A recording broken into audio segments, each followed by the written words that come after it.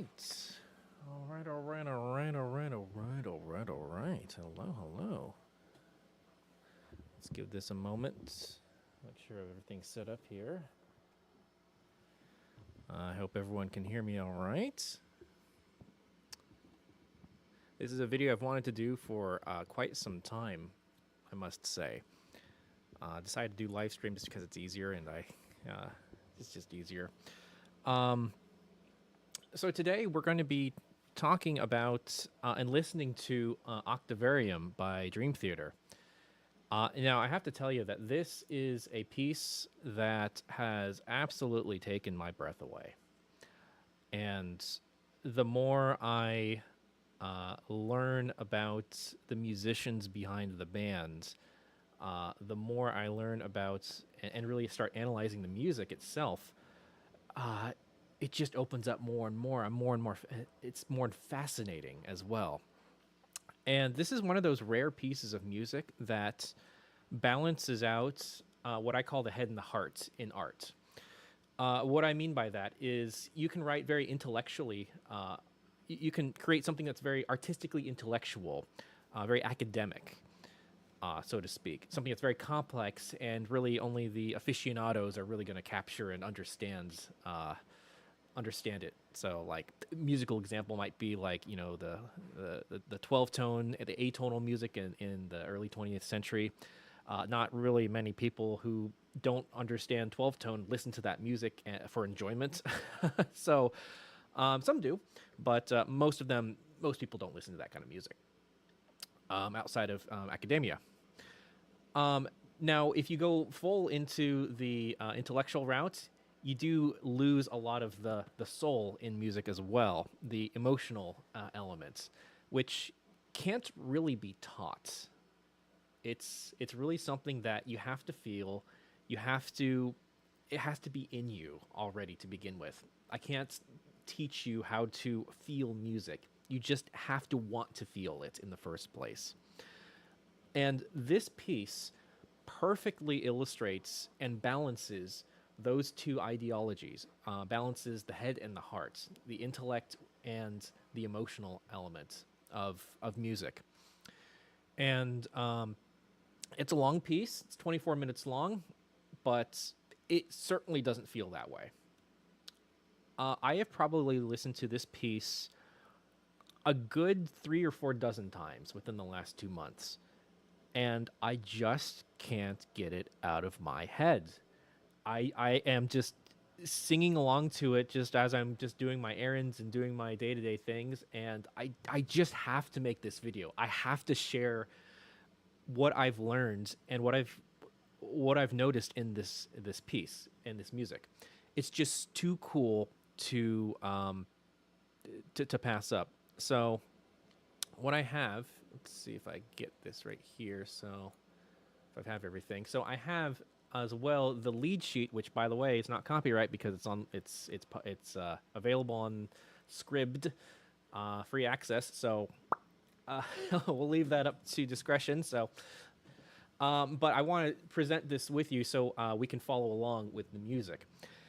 I've written down some notes for us to go through, but I'm going to be jabbering a lot in between and stopping it. And by the way, for Dream Theater or the record labels, like, listen, if you want to take monetary value from this video, I'm all for this. I'm not trying to make money off of this video. You guys are welcome to profit off of this if you want to. I just want to share my passion about this piece and just music in general. I'm not trying to make money off of this, so you guys are welcome to do whatever you guys need to do. But please don't block it though. So, all right. Mike Portnoy, the percussionist.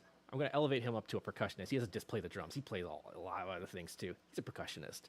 I want to basically play his this Drumeo video, which if you don't know about Drumeo, I mean, they're a fantastic channel. I've been watching them constantly. I love how they bring in drummers and they really challenge them. They push them to their limits, and especially the one down here where he learns Numa by a Tool. Oh, that was such a blast! It's so I don't know what the word is, but so wholesome just to see, a really, really talented musician struggle with another really talented piece of music, musician's talented piece of music. I don't know. It gives a very human sense that, yeah, he's just like us. He doesn't get it the first time around or the second time around. He has to practice. He has to really work at it. It just shows the human element. We're not these gods that just are born talented and you can't get up to that level. You can absolutely get there, but it takes a lot of work. But anyway, let's just hear what Mike has to say about this. Hey everybody, it's Mike Portnoy here, and I'm going to play through the Dream Theater epic Octavarium.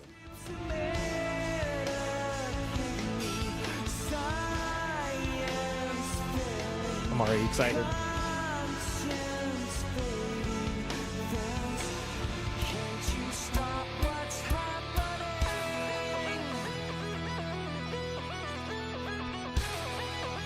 I just love his setup. I mean, he's got all the toys, doesn't he?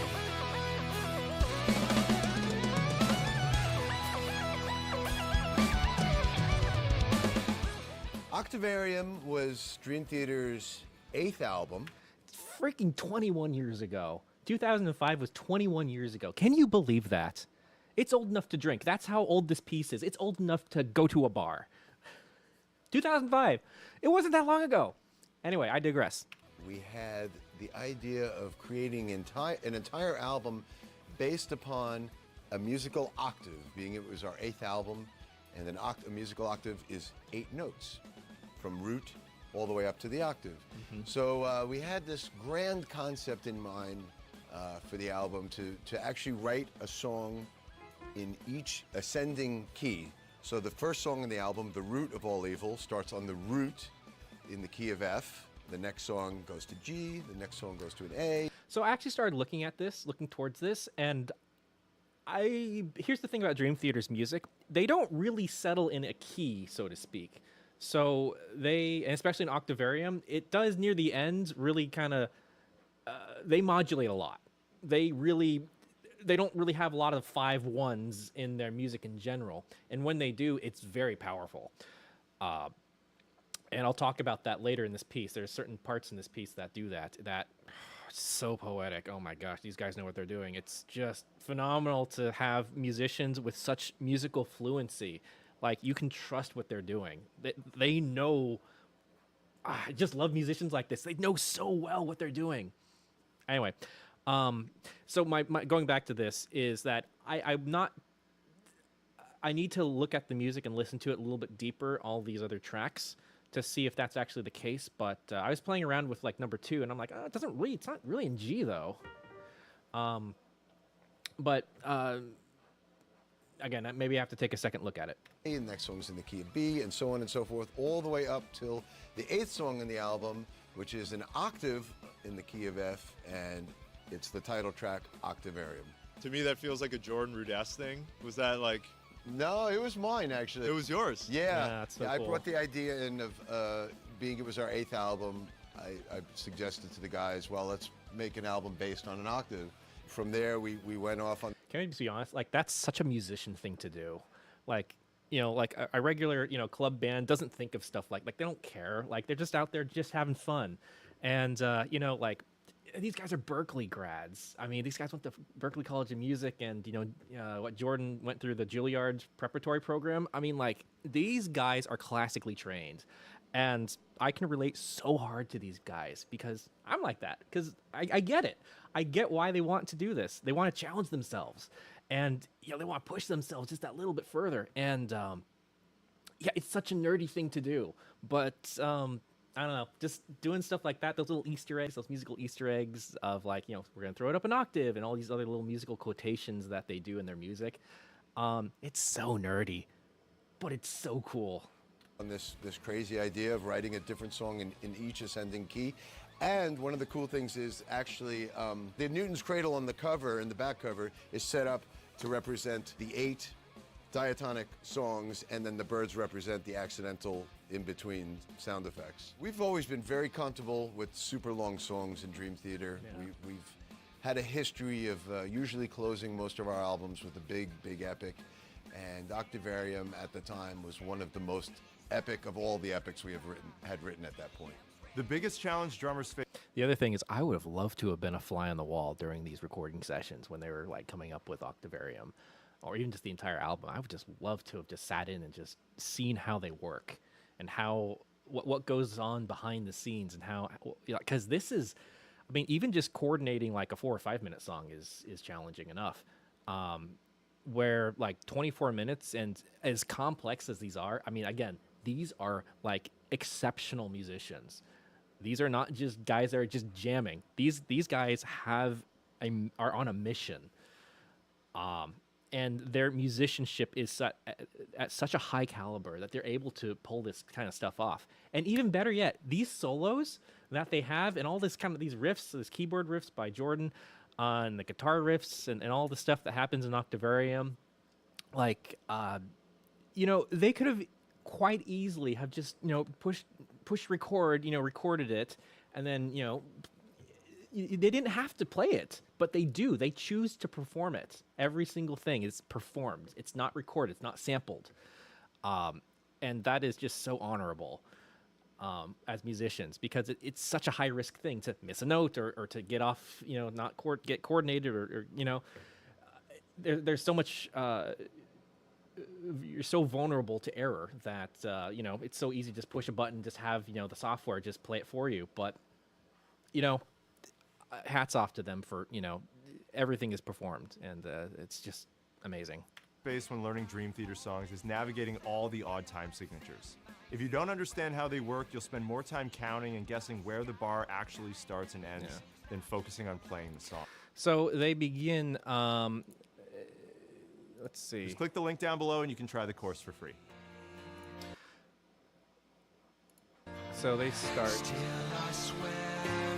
Okay, so he starts here. So this is not the beginning of the piece. So this is after Jordan's solo. So the piece begins. I'm going to transition over to the live performance of this. This was done back in 2006, I want to say. Yeah, 2006. So it begins on an F minor. F minor, just establishing the key.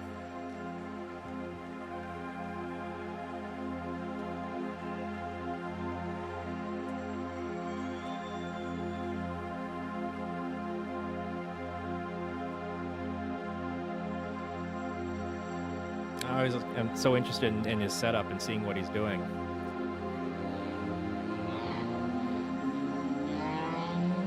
Yeah, this instrument's so cool.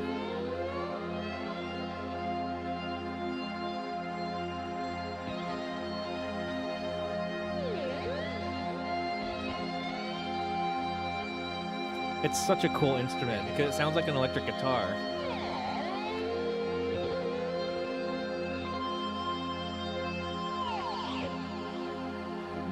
And I believe he's improvising this to some extent. So the lead sheets aren't really going to do this any justice right now.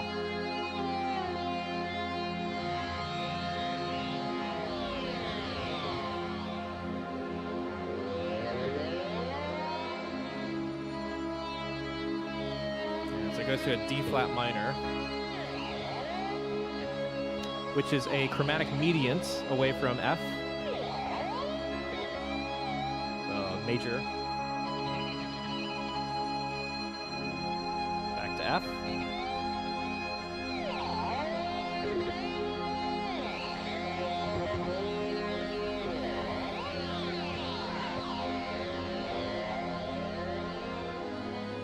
And an A flat minor, which is also another chromatic mediant. And then I'm going to just pause it right here. So even still, so what's happening, he's setting up harmonically. He's foreshadowing what's going to be happening later in the song. This is not a song, this is a track. This is a piece. This is a composition. This is not just a song.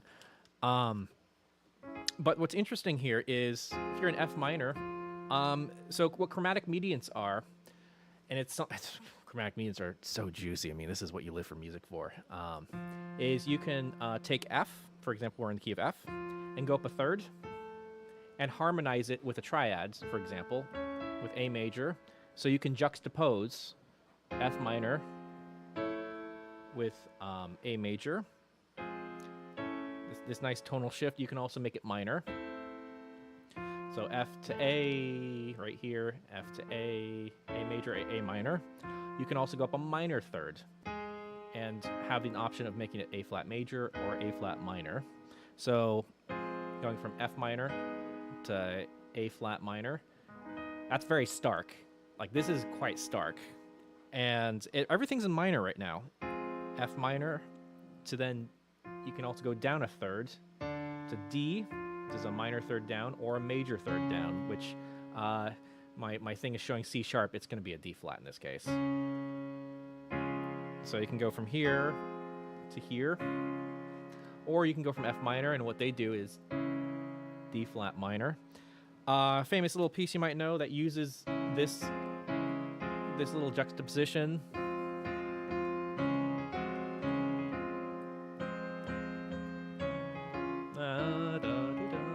The Darth Vader Imperial March. And it gives this very stark, very dark sonority to it. It's very, very shocking.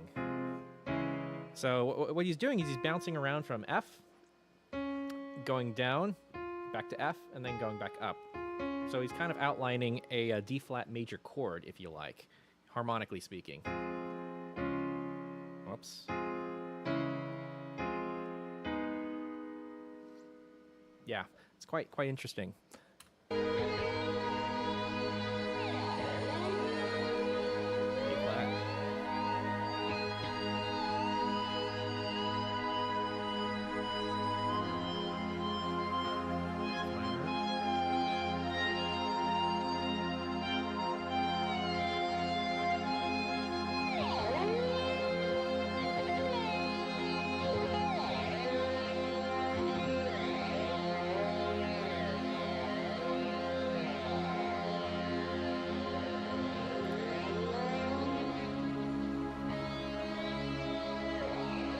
Flat again.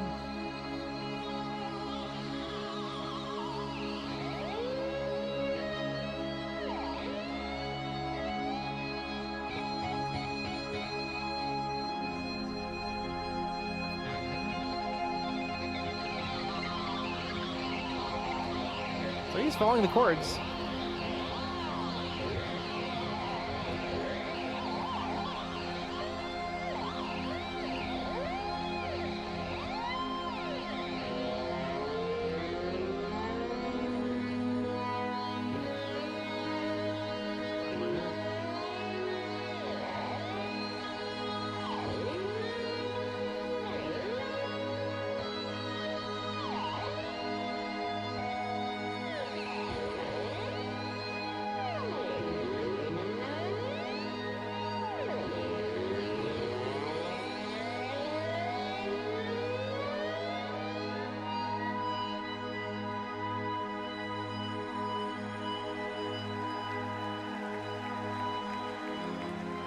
There it is, finally resolving.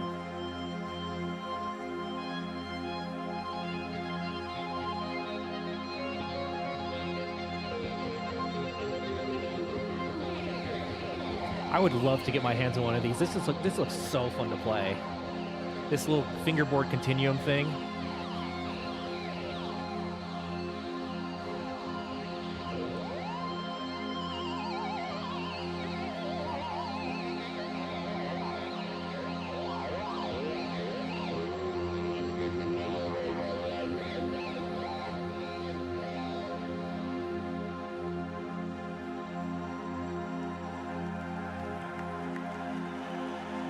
This is where he transitions over to his lap steel guitar. Yeah. Which I've never seen this instrument before. At least I don't recall ever seeing it in person. I've heard it before, but I've never actually seen someone play it before.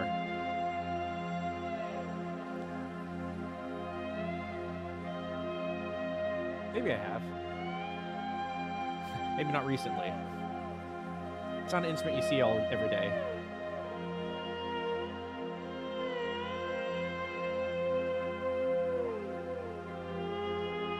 It's still on an F minor harmony right here. This is where we start modulating. This is where we start leaving the key of F a little bit.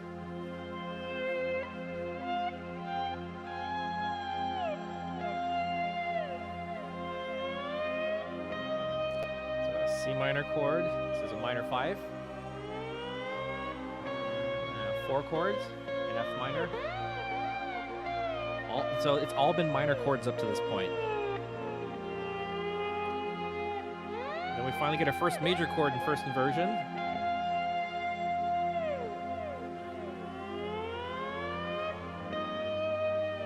So this is our 5 of 3 parallel major, or relative major. 5 chords. Finally, we get a dominant chord.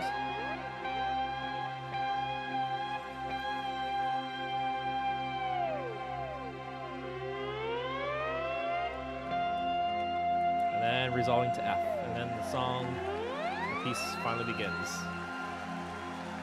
What a cool intro. So cool. Jordan was such a great addition to, is such a great addition to Dream Theater.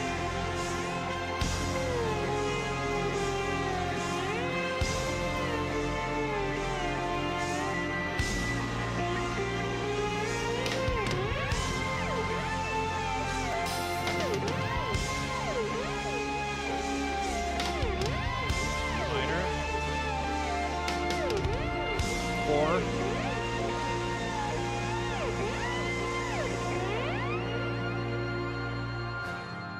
And back down to F. Very nice.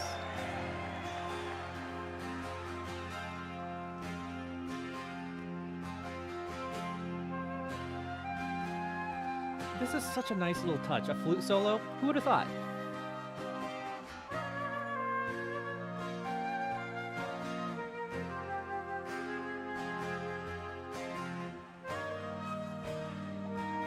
I really like that they have a real orchestra here. I like how the audience is attempting to clap along with it.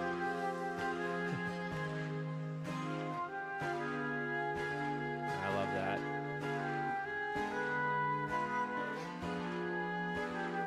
Five chords. Final 5. But it's in first inversion. Finally in F minor, and then back to the then the piece actually begins. Vocals finally come through. I never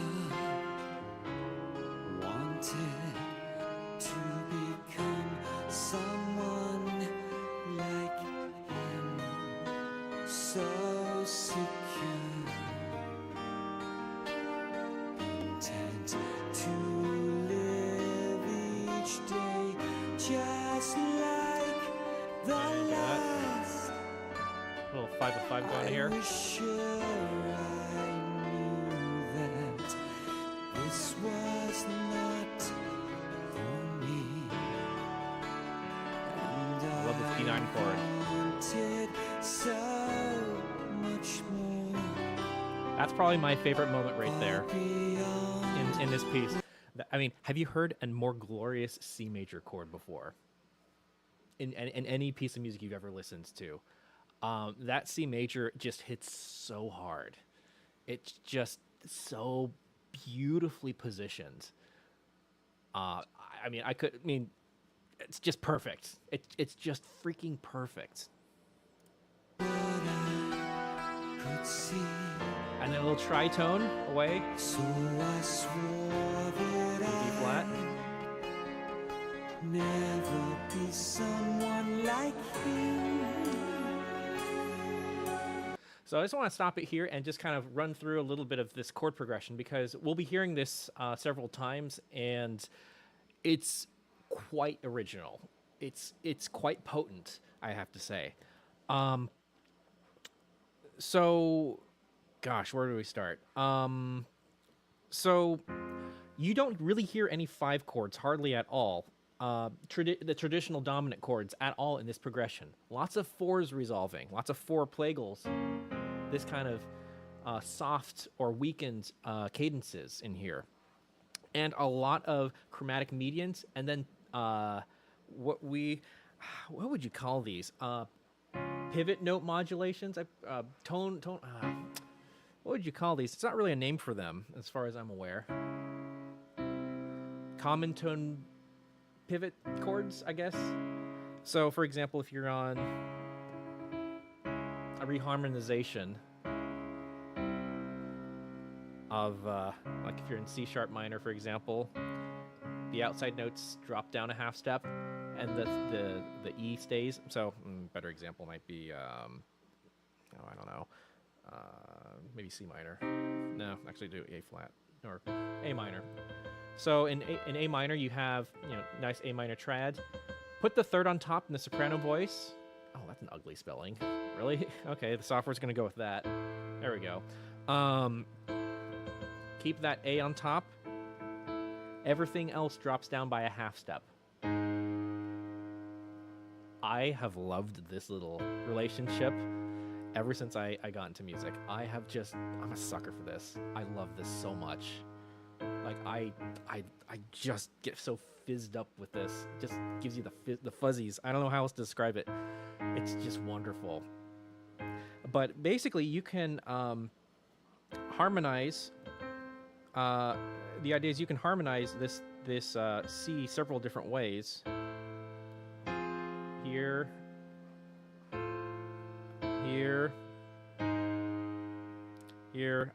Gosh, there's several other ways you can do it, but the point is, in C major. But they use a lot of that, and they're a band that I've always wished existed. Like I wish a band wrote this kind of music. I always wished like a band wrote this kind of music, and utilized this element. And it finally happened. Like I finally discovered these guys. It's just amazing. So let's see the run through E flat, and then so nice little flat 5.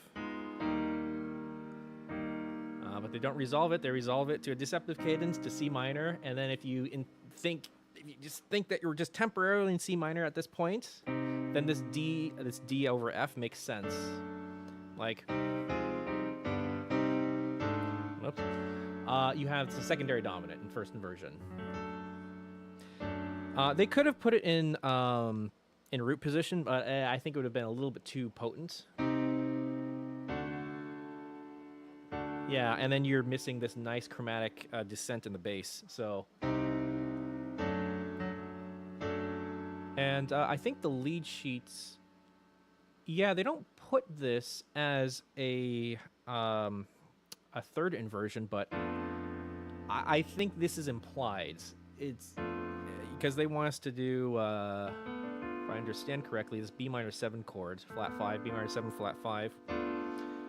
It really ought to be in this inversion right here, because then you can drop it down to then second inversion A chord, which, again, that's just how I'm hearing it. And then you could do this. You could keep C minor chord with E still in the bass. And then this D9 chord is just absolutely lovely. I mean, they could have easily just done a plain D major chord or even a D7 chord. It would have worked fine, but a D9 chord is just what it's begging for that. It's perfect. Just perfect. C minor, do the cycle again, and then they land on this C major chord, and that just, it's so good. It's so good. And they don't overdo it. They play this probably a total of, 4 times in the piece, in the whole 24 minutes. So they don't abuse this C major chord. They make it special each time it enters. You could beat this to death, but they don't do that. They're patient. Really good musicians, these guys are.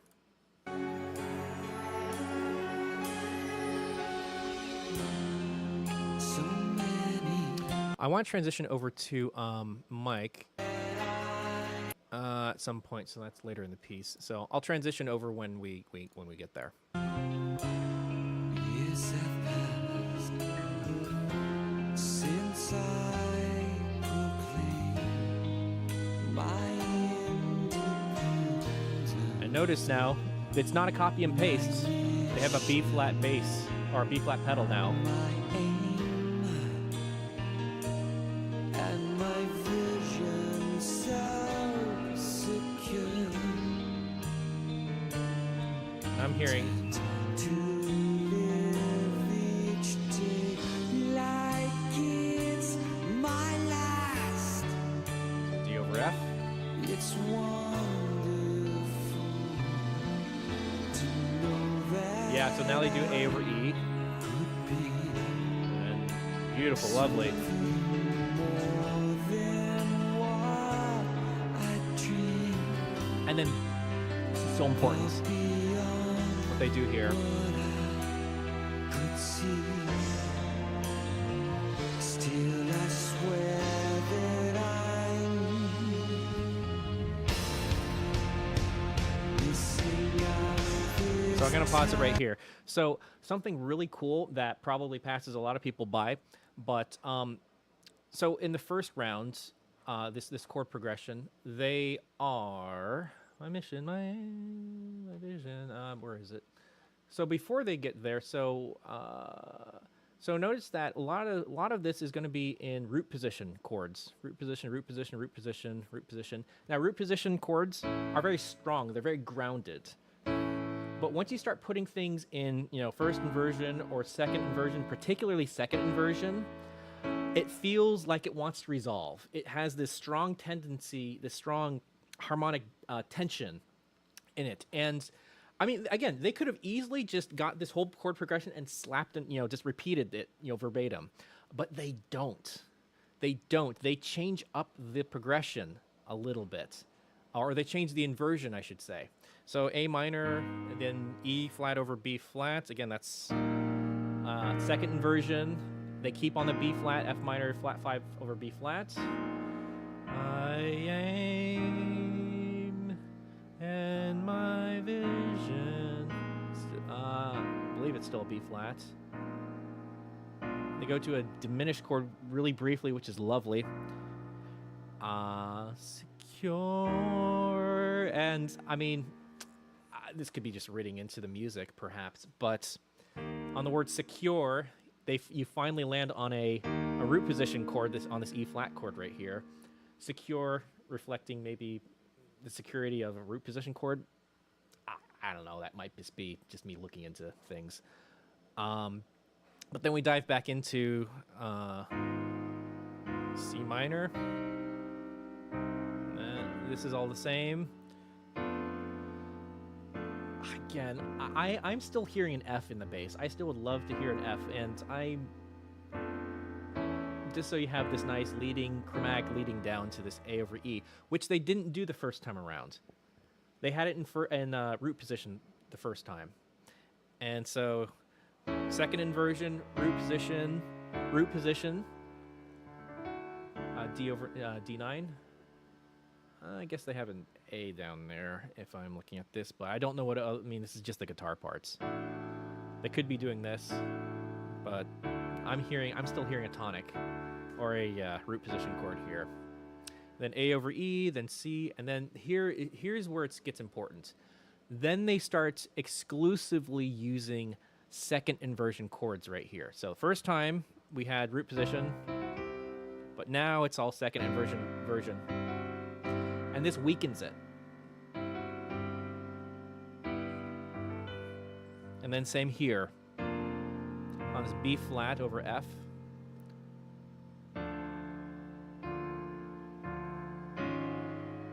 Same with D flat over A, second inversion, B flat over F. And again, it's this nice chromatic mediant from D flat major to B flat, with F being the common tone. And again, I love this stuff. I hope you love this as well. I really hope I'm conveying my excitement as much as I can. I love this kind of stuff in music when you just, oh baby, oh that's the good stuff. it's so good. It just feels so empowering and uplifting. So rich. But yeah, A flat, it waters it down a little bit, but that's on purpose. And then D flat. And then let's continue. Actually, I think this is where we can transition over here.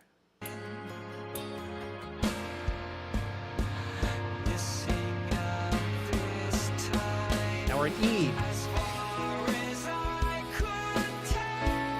4, 1, 5, 1,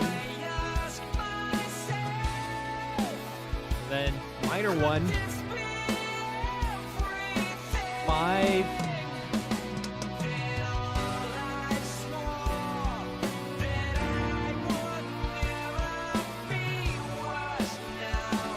second version.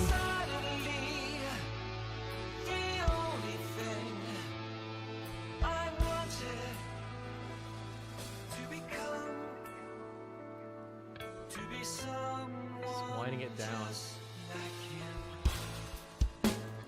So this little section here, I would say this is a transition section if I was going to really analyze it, which it kind of is because there's a new section coming up, which they very politely they cut out for us. Something that's really neat, though, another little detail, is they keep this whole bridge. Okay, they label it bridge. I'm so used to, classical analytical terms. So bridge section, it's all in B pedal. Again, they could easily just kept everything in root position if they wanted to. It would have just been fine, if they wanted to. But again, they choose not to, and I think it also helps us prepare because they're going down to A after this. So there's a little bit of a chromatic descent happening right here. So, far as I can tell.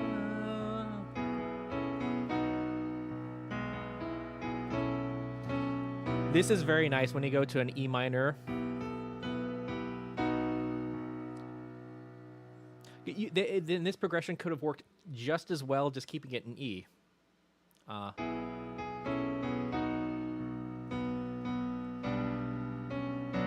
B minor, and then this shift again, this little pivot.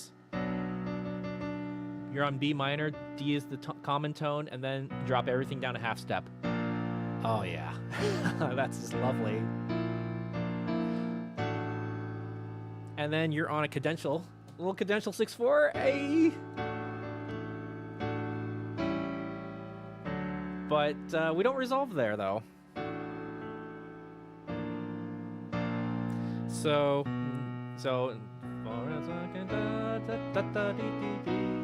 all B pedal, and then we drop down to that B flat, and then we land on A, and we basically stay on an A pedal the entire time, all the way through until we get to the medicate part right here, and we're going to be staying on A for quite a while.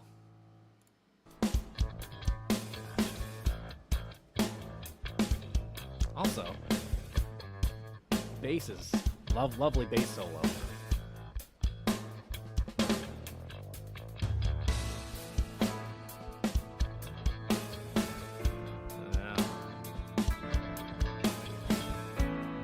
We have not had a 5 in here yet.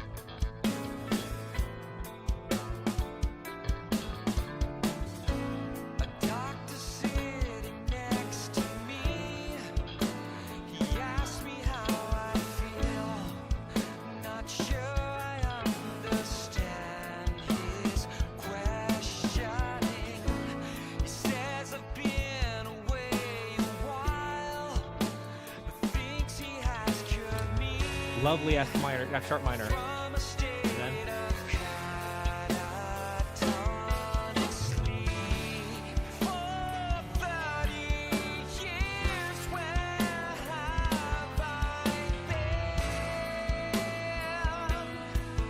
it's so good. I love that downward strum. upwards.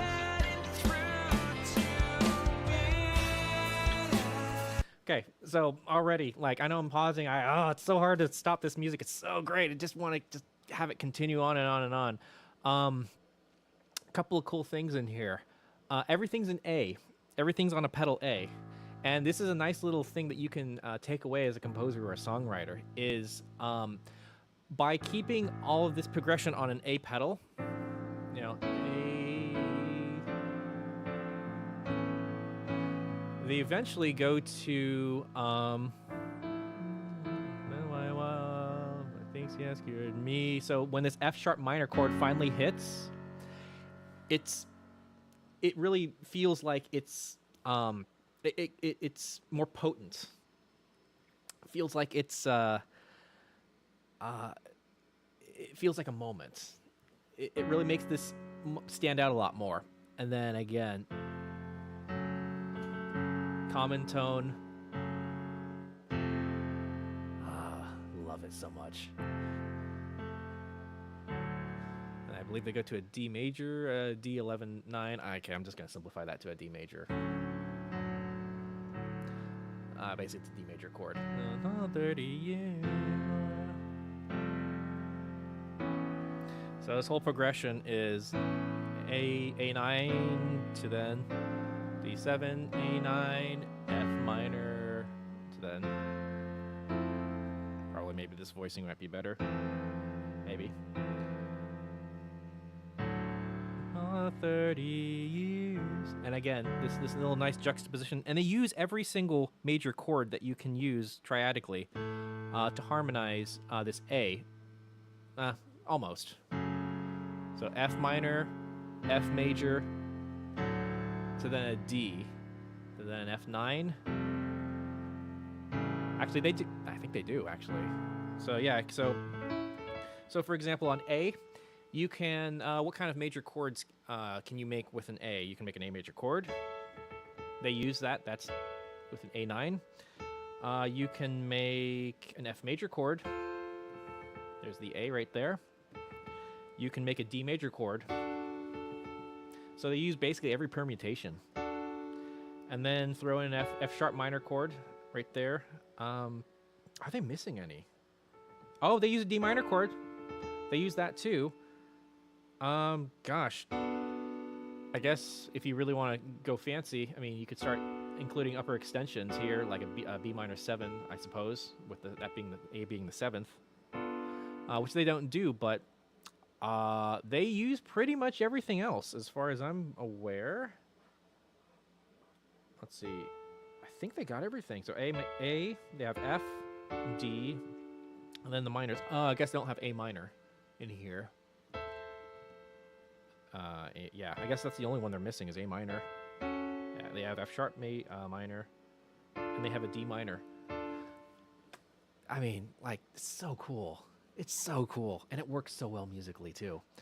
And also, I just got to point out that these downward guitar strums are just chef's kiss. Like, again, the music would have been so fine without that, but just that little sprinkle, little paprika, just makes it so much better. It just livens it up the dish so much more.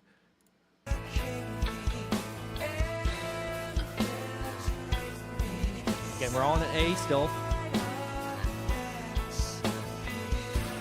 Actually, I'm just going to back it up a little bit. So we're all in A.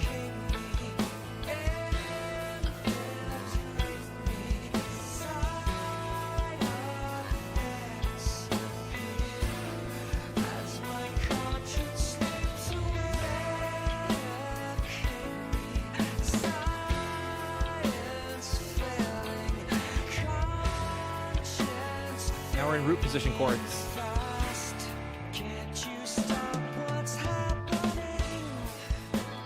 So even this little point right here. So again, it's important that they keep this little section in A as long as possible, because the first round, medicate me, all in A, da da da da da da da da da. So when they do another loop of it, medicate me, when they have this F major 7 come in, I mean, it just hits so hard. it hits so hard. And then F minor 7, it's fading fast, and you stop what's happening. I mean, it just livens up. They're so patient. They're so patient. They're letting us, you know, it's like a little dessert at the end. You'll get the good stuff. You just have to wait for it. But yeah, it just makes this second round, first of all, different, and it makes it a lot more interesting to listen to, and it varies it up without really changing too much. Is there anything else I was going to add? I mean, I'm just enjoying every second of this performance. Yeah. Oh yeah. Little 4-1 Plagal. Come on.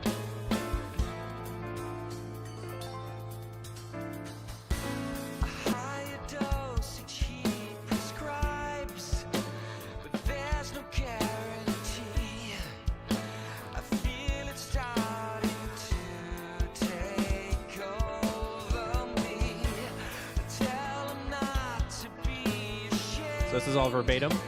F sharp. Look how it opens up. Love that. And the guitars come in. Perfect. It's growing, it's building.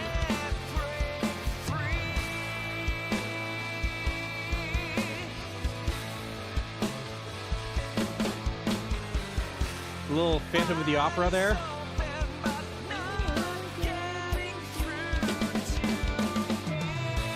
Have a sense of build. It's getting, it's layers.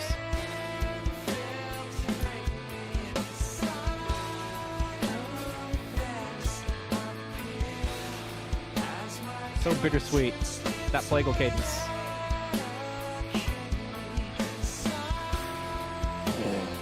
Love it every time.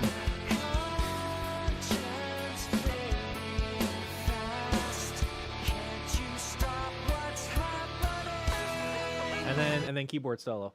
And we'll get to the keyboard solo in just a sec. But another thing I wanted to add is that what makes this piece, I think, so successful is that the fact that it builds. It builds and builds and builds very slowly. And you kind of run through a bunch of different emotions in this piece. And an emotion that I never thought I'd feel in music, that's very rare to feel in music, is humor. At least in a serious piece of music. You know, is later in the piece, we'll see a little Jingle Bells, that little fun motive in there, which is very tongue-in-cheek, I think. But, you know, stuff like that. I also probably missed a couple of little musical quotations here and there. But also, can I just point out that Mike Portnoy is such a phenomenal percussionist. He's doing just enough to make the music, the texture so interesting, but without being too intrusive, if that makes sense. He's not showing off too much. He's doing just the right amount. He's so balanced and so artistic.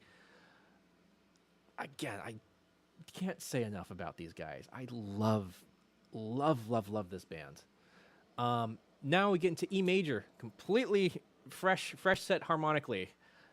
So we've gone from F minor from the very beginning to then a whole section. Well, we kind of bridge, kind of an E, but that was kind of just a transitory section, so to speak. And then we landed in A, and now we're in E. So quite remote for F minor. Yeah. I wonder if that was deliberate or not. But I'm not going to say too much about Jordan's keyboard solo. There's a couple of things I'll point out, but I just want us to just enjoy the virtuosity.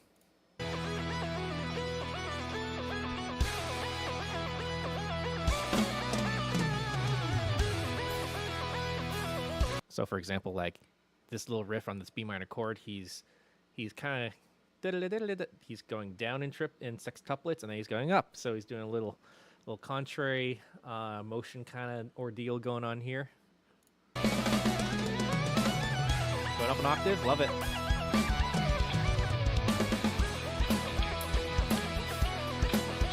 love how Mike just gets into a groove. Finally gets into a groove. It's lovely.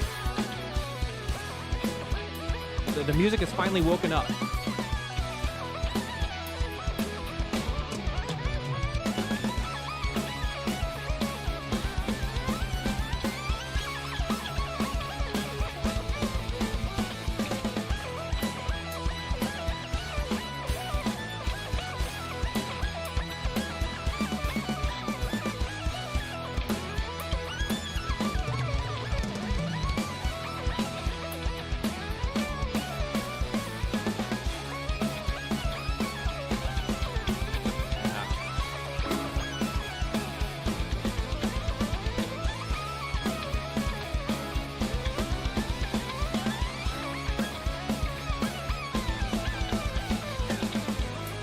And then 5/8, love it.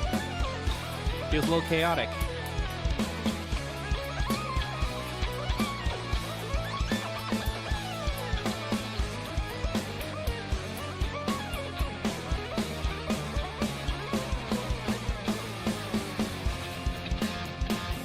Yeah. So I mean, this is so cool. You can tell that it's building, and the music is just kind of just slowly just rising and building and building. It's lovely. It's lovely. Let's see. Anything to remark too much about here? I just have to say that it is like utterly impressive that Jordan is able to, like, note for note reproduce this solo at every single performance. Like, this is a written solo. This is not just improvised. He could have improvised this if he wanted to. At every performance, I mean, a lot of musicians do that. They just improvise their solos. It's really easy to do, especially if you're really good at improvising. But and Jordan's very good at improvising as well. I remember watching an interview of him, and he was like, that's just one of the things he did. A lot of things that he did to hone his skills, so to speak. But I mean, this is written down. I mean, you see it on his in the performance in the live view. He's got it all laid out on him in front of the keyboard. So, he's not just making this up. He had to really work at this. I mean, this must have taken a while, and not just that, but just also to play it as well. Yeah, just utterly impressive. Utterly impressive. And now we're in this 7/8, 7/8, 5/8, 1 2 3 1 2 1 2 1 2 3 1 2 1 2 1 2 3 1 2 1 2. And the nice thing about this little breakdown that we're in, what key are we in now? Oh gosh, I think we're back in F. Yeah, I think we're in F. Yeah, we're in F now. We're in F, and we're going to be spending quite a bit of time in 7, which I love that. I love that 7. And 7 always has this sort of tension to it, rhythmic tension. I don't know how else to put it, but 7 always feels like it's pushing you forward, even without you wanting it to go forward. 1 2 3 1 2 1 2 1 2 3 1 2 1 2. It's just naturally exciting. Naturally wants to just push you forward. It's not just 1 2 3 4 1 da da da da da da. It's not 4 4 or 3 4 or anything like that. 7 is, again, it's a very flavorful time signature.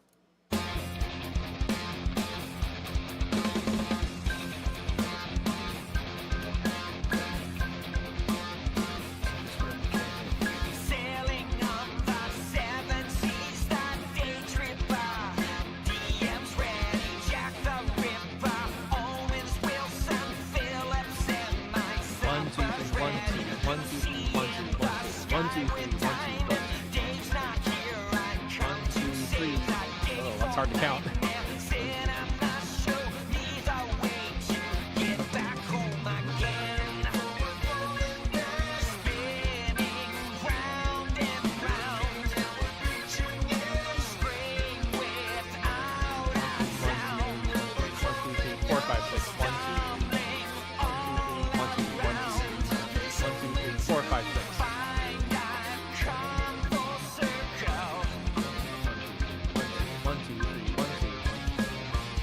Now they're in 5. That's cool. That's actually, I missed that the first time around. Are they in 5 the whole way through? I think that's so cool. Wait, I didn't realize that listening to this. So 1 2 3 1 2 1 2 1 2 3 1 2 1 2. Oh my gosh, that's cool. So they're in 5 or they're in 7 at the beginning, but then when they come full circle, by the way, nice little poetic touch there to have a dominant chord finally come full circle. Full circle, little dominant chords. Finally, a PAC, perfect authentic cadence. Full circle. On the words full circle. That's a little nice little poeticism there. But that's cool that now instead of it going into 7, it's back into 5. That's neat. That's neat. That gives it a little bit more drive. 1 2 3. Yeah, it's in 5. 1 2 1 2 1 2 1 2. So brilliant. Building.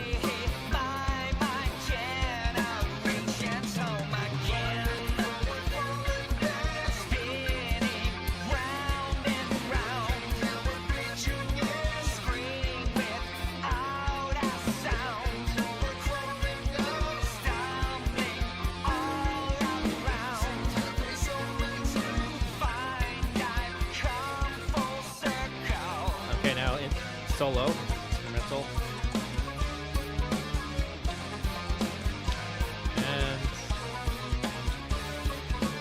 So now they're using the octatonic scale here.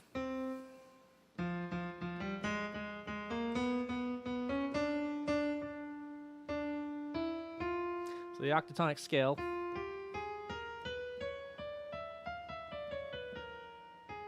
I doing this right? So an octatonic scale is an 8-note scale as opposed to a 7. So an octatonic scale, so from F be F, and it alternates between half and whole steps or whole and half steps. And the one that they're using right now is whole, half, whole, half. I guess it'd be whole, half, whole, half.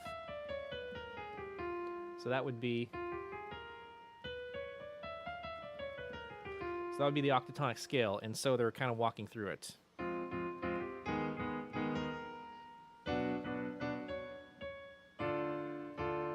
And fun enough, a little bit more, if you just stop every third note and you just harmonize, if you stop, it spells out a full diminished 7 chord. Isn't that cool? Tell me that's cool. Isn't that cool? Very dissonant chord, very dramatic dissonant. I mean, this represented in the classical era like thunder and big stormy things about to happen, bad things about to happen. Yeah, so cool thing, right? Octatonic scale. I mean, these guys are so cool. They're so cool. Like they're musicians, like they're so cool. I love this kind of stuff. Just little Easter eggs, musical Easter eggs, so freaking cool. Anyway, let's listen to this.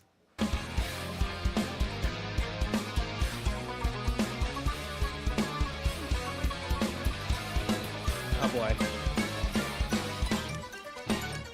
Hold on, pause. I need to back it up. I have no idea where I'm at. Okay, let's start with the instrumental. It's gonna be hard for me to follow. 5 5 1. There we go. So it's like 11, I think. Yeah, so it's a little bit of 11. 5 plus 6, that's 11, and then an 11. But again, I would count it as 5 in a group of 6. 5 1 7.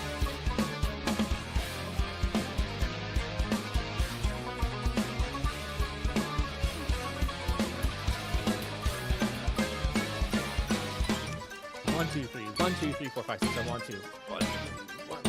Oh boy. Repeat sign, missed the repeat sign. It's chaotic. Octatonic.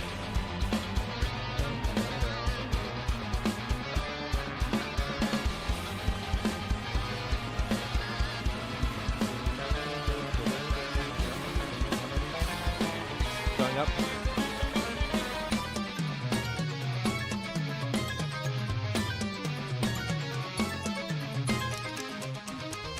let's be honest, we're here. Your first time around, you're gonna miss this. This little run downwards. Oh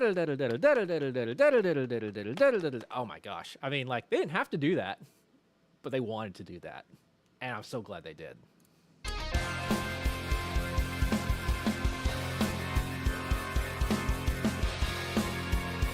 I love this drum pattern that Mike's doing.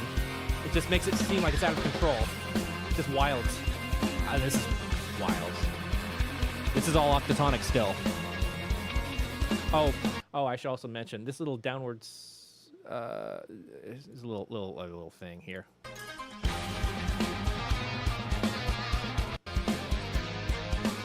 believe.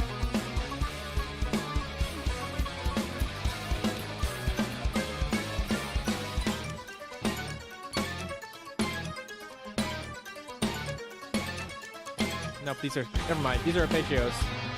Later on, they use the whole tone scale.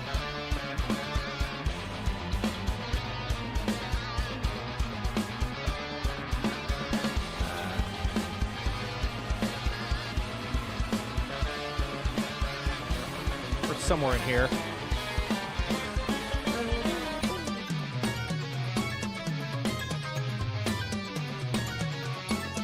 I can never get that right.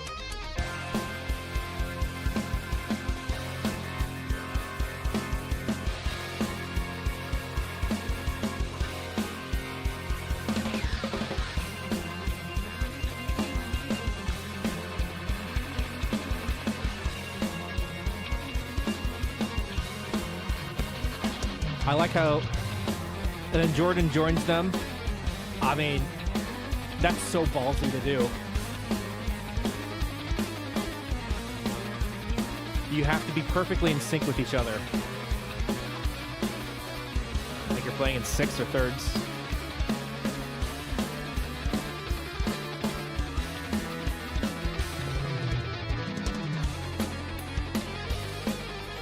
It's going higher and higher.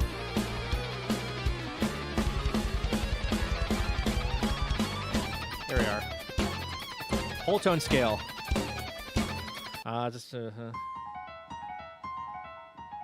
Whole tone scale, by the way, is well, a scale that uses whole tones. So C, whole tone up, whole tone up, whole tone up, whole tone up, whole tone up. Has a very unique sound to it. I'll back it up just a few bit so we can hear that.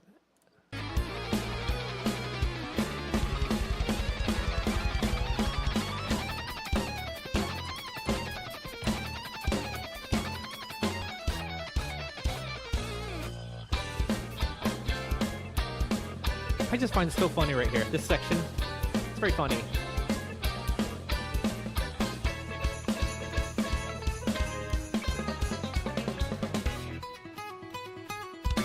A little Spanishy flamenco. The acoustic guitar. Still in 7.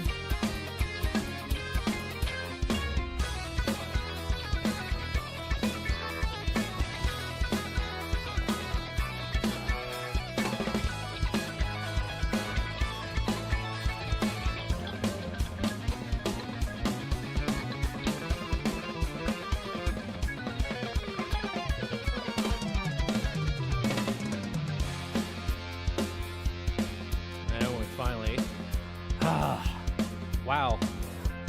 Still not done yet because we're still in 7. A little bridge here. Our deadly sins feel his mortal wrath. Remove all obstacles from our path. Okay, so this section kind of reminds me of Thriller a little bit from Michael Jackson. A little organ part. Wouldn't be surprised if that was an influence here, because they've used several other quotations. But again, nothing wrong with quotations at all, and there's nothing wrong with what they're doing. I think everything just fits really well with what they're doing. And then they have intervals, which they're referring to. I think this little root thing. The thing they're doing is they say root, and then seconds, thirds, fourth, then fifth, sixth, seventh, and then octave, and then you have this big finale, this big push to the end. So let's hear this. Let's hear this. Oops. There we go. Asking questions, search for clues. The answer's been right in front of you. Try to break through, long to connect.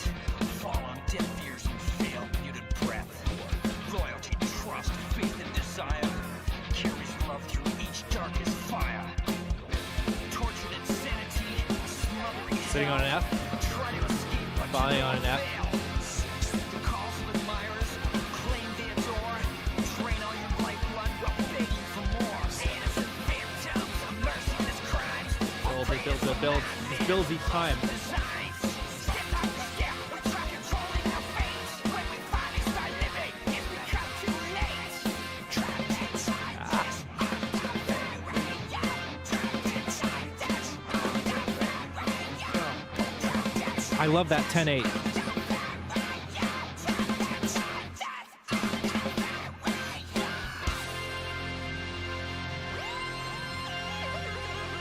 Then we got a little recapitulation here. So from the beginning, now with the orchestra, it just feels like the heavens have opened up.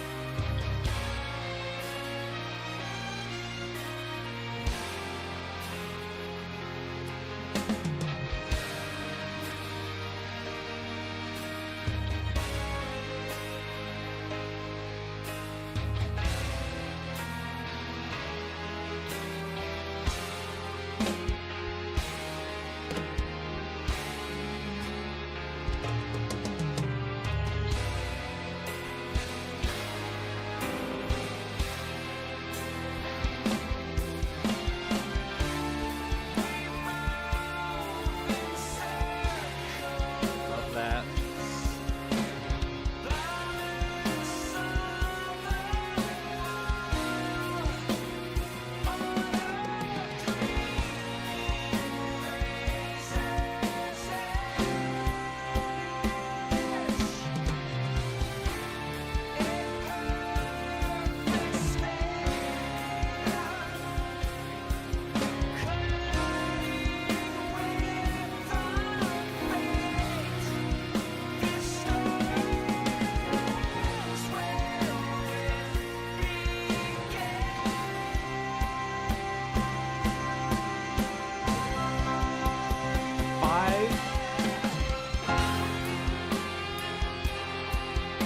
Love this guitar solo.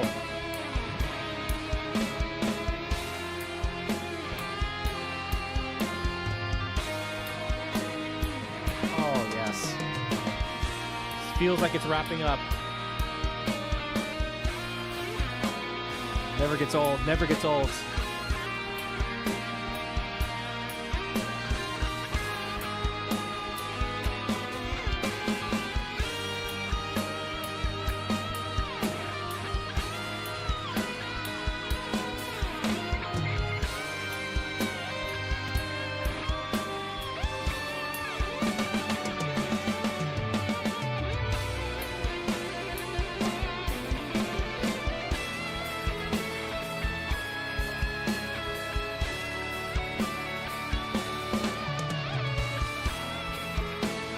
Here it comes. Oh, so good.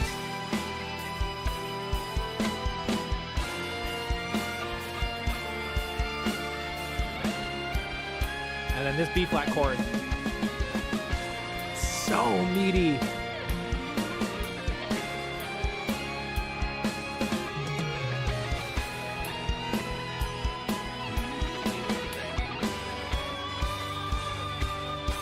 And then a little pickety third here.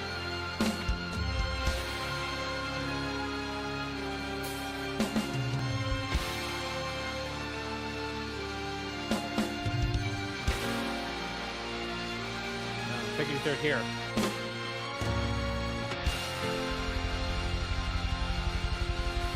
French horn.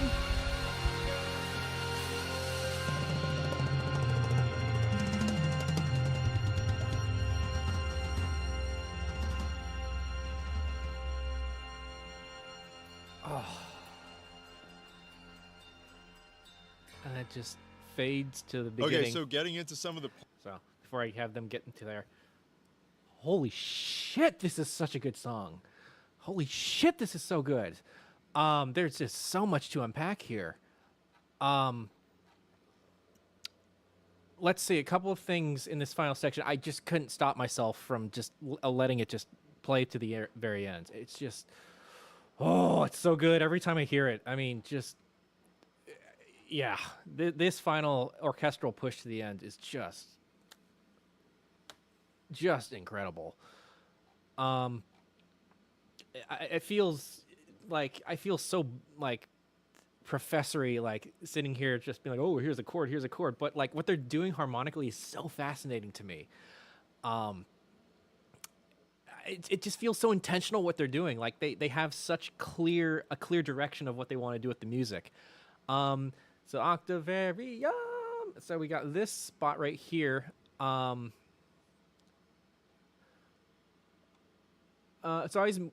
So coming into this, where do we start? Like, there's so much.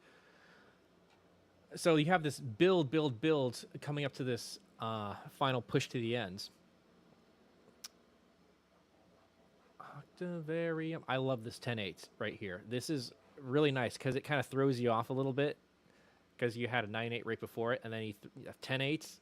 That extra eighth note really makes it a little bit. Just again, it's. Would it have mattered if they put it in 9/8? No, not at all. 9/8 would have been just fine. But a 10/8, again, it's just that little extra mile that they go, just to have that little tiny detail that just kind of just trips you up a little bit as a listener. Just like, you think you can get with it, but then you're like, oh, nope. You think you're grooving. It's Dream Theater really is hard to groove to. You can't really headbang to them. You just have to stand there in awe and amazement and just witness their music. If you don't understand their music, it's not their fault. It's your fault. They're doing this because they want to. They're not doing this to try to please an audience. They're doing this because they desperately want to do something incredible. And their musicianship, their incredible musicianship allows it. And especially their chemistry as a band. I mean, I can just gush on about them like just for the rest of the day. But coming back down to earth a little bit, this orchestral interlude, if there is one critique, and I mean it's a tiny critique, but it's something that it's been in the back of my mind whenever I listen to this piece, is the treatment of the orchestra a little bit. I think they did a very decent job with the orchestra. The mixing definitely brought out the orchestra quite a bit more than it would have in a live performance. I mean, everyone has to be mic'd, but one little thing I would have done differently would have been to maybe throw up the orchestra an octave higher, just so they can stand out a little bit more. Because right now they're competing with the mids with the guitars, where if you put them up like an octave higher, I don't know, shifted them up somewhere. I think they would have stood out a little bit more, and it would have been a little bit fuller and richer sound, personally. I don't know. That's just my thoughts. And perhaps maybe did something a little bit more harmonically interesting, perhaps, with the orchestra. But I mean, what they've done with it right now is totally fine. Like, I don't have really too much issue with what they've done. It just seems like the orchestra was treated more as an instrument rather than an entity, because the orchestra is so powerful on its own. Like, it's its own creature. It can be fast, it can be loving, it can be lush, it can be harsh. I mean, it's got so many tonal colors to it that it just feels a little just slightly kind of used, so to speak. Taken for granted just a little bit, not too much. They're not just playing whole notes the entire time. Where I mean, how many soundtracks have you heard where string players just sitting there falling asleep, just being like, "Yep, whole notes for 5 measures. Oh, another whole note. Yep, no. I went to conservatory for this. Like, I can play Brahms and Tchaikovsky, and here I am playing whole notes like any third grader can." But you know, this kind of if we're gonna go on a slight tangent here, my thought towards, you know, the orchestra and instruments is, I get the sense that we're chasing nowadays after timbre rather than harmonic novelty. For example, like you can still play, you can. It's not about the chords per se; it's about the sound of the chords. You know, like for example, like instrumentalists will always chat about, like, you know, how their violin sounds a certain way, the timbre, maybe a guitar amp. Certain guitarists really lean towards the sound of, like, I don't know, an Orange amp or a Marshall amp or whatever, because of the timbre, the specific sound profile. And coming back to the orchestra, where I get a sense where a lot of musicians and bands, or producers or whatnot, they take a very kind of blasé approach to the orchestra, where they just want the sound of the orchestra, the romanticized, essence of an orchestra, without really taking advantage of its capabilities. And I saw the live performance of this, and near the end, I mean, I saw, the violinists were really sawing at their violins and their cellos and really going for it, but I couldn't hear what they were doing. And part of the reason I think I couldn't really hear that orchestral texture is they were just too low. They were competing with the guitars because they were playing in the same range. So again, I would have maybe bumped up the orchestra, the violins perhaps an octave or two higher, or I don't know, would have changed something around just so that they could stand out a little bit more. But as it is, I mean, like this final section, I mean, for the first, I want to say 12 times I listened to this piece, I couldn't help myself but weep. Just because it felt so, the sense of closure that this piece has is just so powerful. I'm just in awe of this piece. It's damn near humanity's greatest gifts.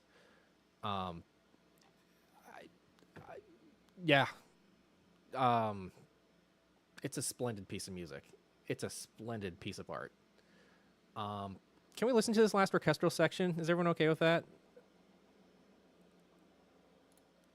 I want to. And I also want to, I mean, I haven't really spoken much about Mike's drumming and stuff here, but I'm not a percussionist. I don't know how to, I don't know what to say about him other than he's doing what he needs to do, and he's just solid, on point, and keeping the texture very fresh and interesting. I don't know how else to put it. Let's see. Oh, the guitar solo. So this guitar solo is just perfect. It's damn near perfect. Like every single note, every single gesture in this guitar solo, I would have wanted to do. I would have been like, yes, that note, yes, that note, yes, that's what I would have done too. It falls into place so well. And it doesn't need to be an Eddie Van Halen guitar solo here. That wouldn't be appropriate. This just longing, yearning, just drawn out guitar solo is just absolutely what it needs right here. It's gorgeous. And they hold on this note a little bit longer. 5-1. Also, sorry, I have to interrupt here. Something about this chord progression, it's really cool. In this D minor, so so they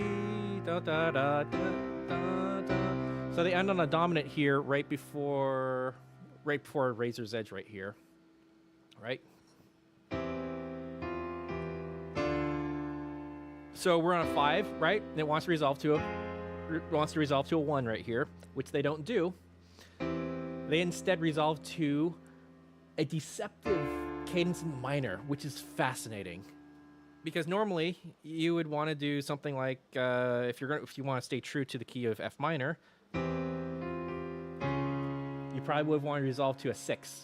In this case, a flat 6 in this case, so a D flat major chord. They don't do that here, or perhaps even a Could you have ended on an A flat? Yeah, but it wouldn't have worked. That's the thing.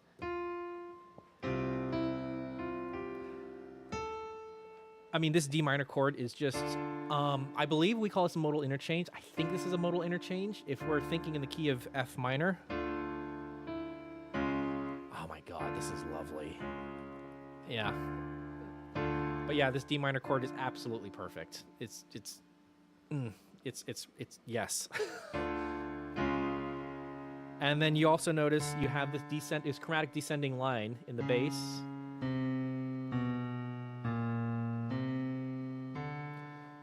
So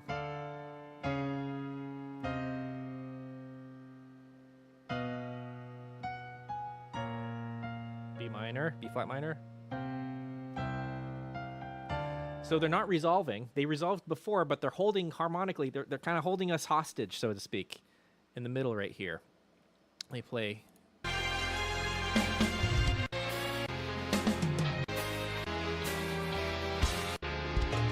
we go.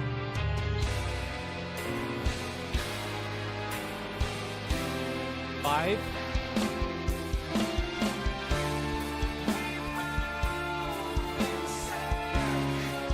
Always love that.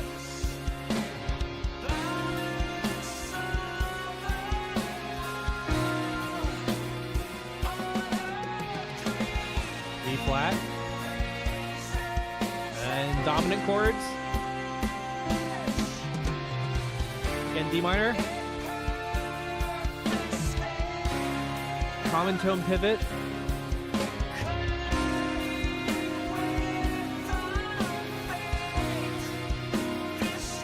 Story ends where it begins. Nice poeticness right here.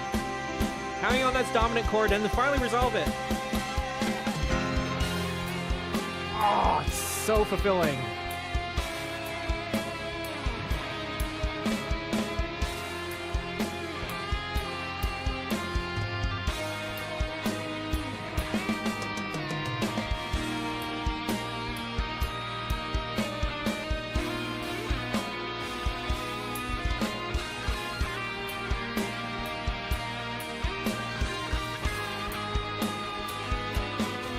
Diminished.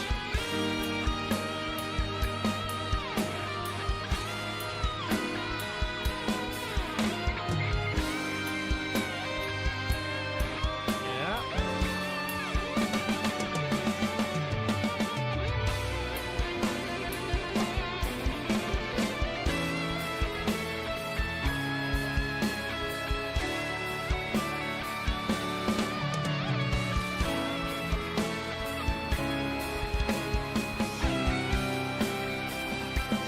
So good.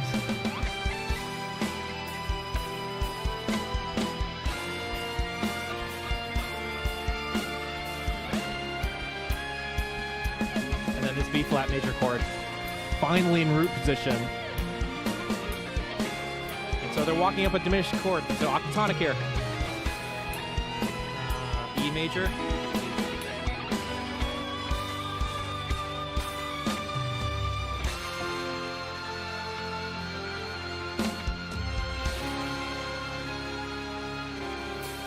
Yeah, see right here, I would have filled out I would have done something different with the orchestra.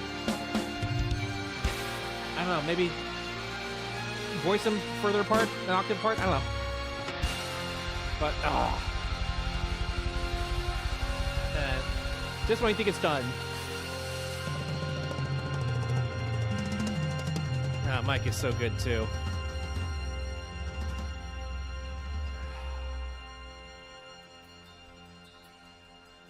So much texture and color in this piece. Yeah, this little wrap up right here, this really cool chord progression. So when I was in college, like I remember when I was in music school, I would just play around with this. I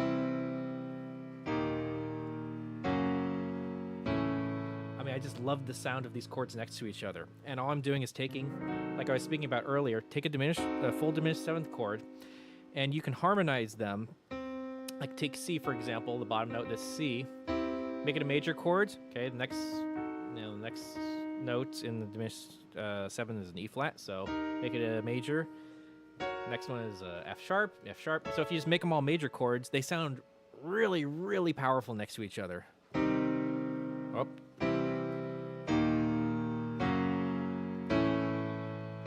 And it's just this really fun and just, I'll keep using the word potent. I don't know how else to describe it. Texture, this harmonic juxtaposition. You can just cycle through this constantly. And it's just a 4-chord loop. It's just, and they're doing that, except they're doing it on F. They're doing it on F diminished chord, which again follows the octatonic.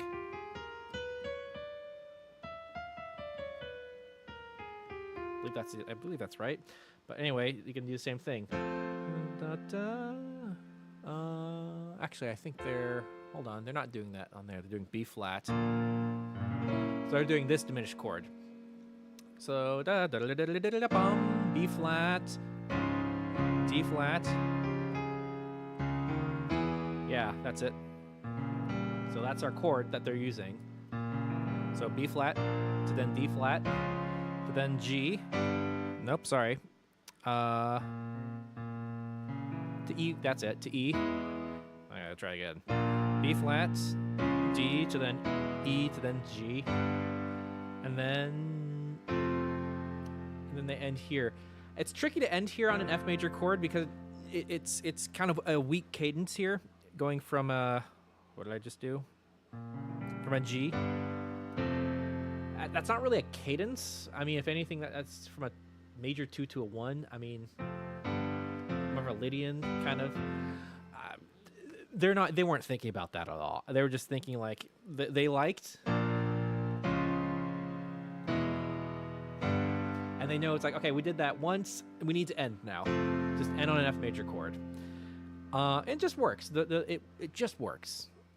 No need to overanalyze it. But and then this nice little, and they could have ended right here, by the way.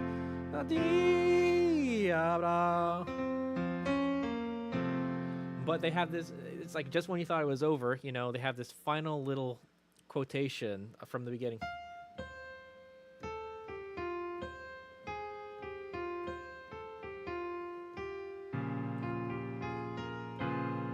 And then pick your D third, just full music nerd. And a pick your D third is absolutely what is necessary here. I mean, this piece of music has it all. This is like the encyclopedia of music, and just wrapped up into one giant piece of music. It's just so cool. It's really, really cool. Just the amount of detail and I mean, I've said enough over the last hour and a half or however long I've been on here for, but I'm just in awe. I really am. I'm speechless. It's just a gorgeous piece of music, and there's certain pieces of music out there where you analyze it. Like I've sat down and I've sat down. I remember in college. I was really moved by Tabula Rasa by Alvaro Part. He's still around. He's still alive. I think he won a Pulitzer. I think he won the Pulitzer a few years ago. But he wrote a piece back in the 70s called Tabula Rasa, with like a prepared piano and I forget the string ensemble, but like a handful of string instruments. And I remember listening to it like in my dorm at some point and really being like absolutely moved by it. And at the time, I was not really analyzing the music I was listening to. I was just appreciating and just being a listener, just sitting back, just enjoying the music as music. And I then got my hands on the score because I was just like, I gotta get my hands on the score. I gotta know what's happening in the piece. And once I started analyzing it, I actually became disappointed because I saw immediately what he was doing. What he was doing was just shaving off two measures, and just truncating it every single time. And I was like, oh, that's it? That's all he's doing? Okay. I was like, oh, all right. There's nothing more to it than just that. So sometimes analyses can provide a little bit of shocking insight we may have not wanted. But in this case, I mean, the more and more I look at this piece, and the more I listen to it more carefully, attentively, actively, the more I discover just cool things. Like, for example, this little 5/8 thing earlier in the piece, da da da da da da da da da, where it starts in 7 and then goes into 5. Didn't even pick up on that until I started going through the score here. And it's just so cool. There's just so much to unpack in this. But I think what do I say?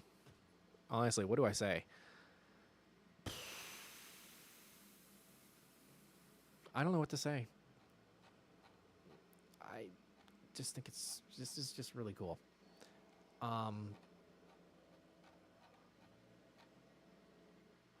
You run through so many emotions in this piece too. Is at the very beginning of the piece, you're in this ocean of sound with Jordan's solo and his continuum, whatever instrument that is. It's a really cool instrument. I kind of want one. Yeah, I love one of those instruments. It's so cool.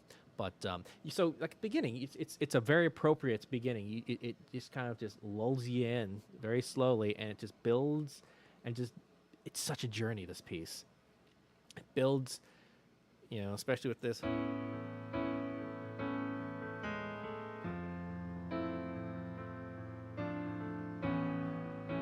The Medicate Me parts.